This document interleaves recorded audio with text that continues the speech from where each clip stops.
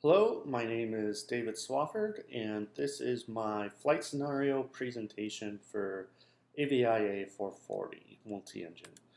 So, brief overview, we'll talk about our scenario, we'll give a definition of VYSE, then we'll talk about some steps to take, and we'll go over the airman certification standards.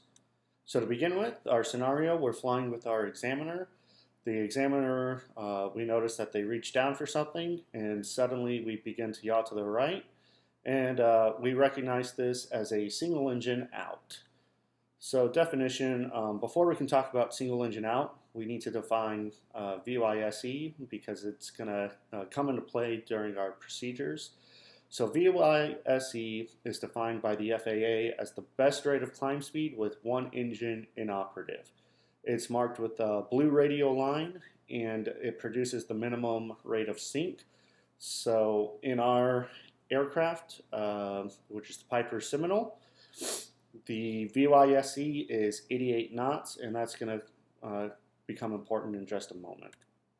So some steps to take. There's immediate action items, which we do from memory, and there's some checklist items. So immediately, we're going to maintain directional control. We're going to maintain pitch, attitude, airspeed.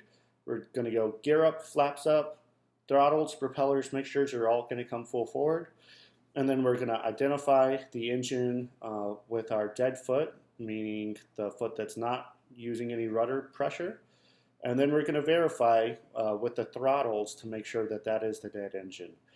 And of course, if we do have a dead engine, we want to pitch for that airspeed, VYSE, blue line. And that's going to help us maintain minimum sink per the definition. And then we can go through our checklist. And looking at our checklist, which I have here, the Piper Seminole has a specific checklist just for in-flight engine failure. And again, after doing the immediate action items when we're in the check ride, this is what I did. I went ahead and did my immediate action items.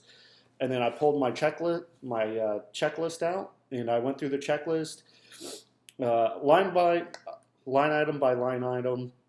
The first items: maintain directional control, pitch, attitude, airspeed.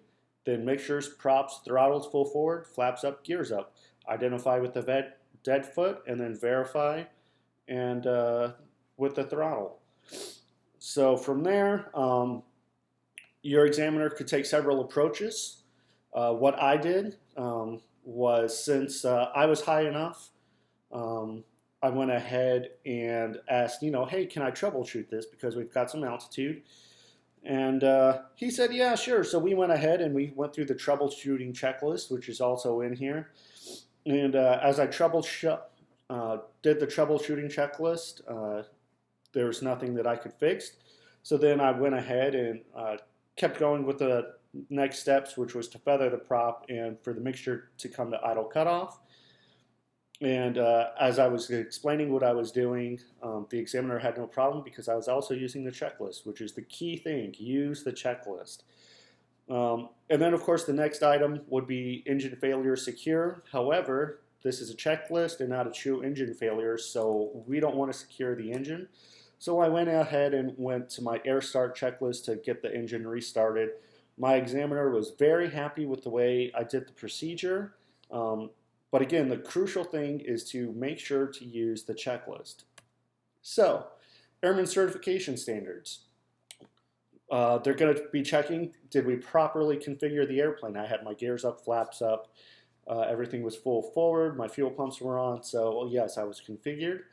Did you perform clearing turns? Well, this actually happened while I was performing a clearing turn. I was in the middle of doing a 180 and as a clearing turn back to the south, and he went ahead and cut my engine, so we counted the clearing turn at the same time. Did I recognize the engine failure and properly react? Yes, it's a very noticeable yaw, especially in the Seminole. You're going to know when you have an engine failure. And you have to make sure that you properly react following the checklist and using those immediate action items. Again, they're going to make sure that you follow the checklist. That's key during any check ride. And they also want to make sure that you maintain altitude, airspeed, and heading.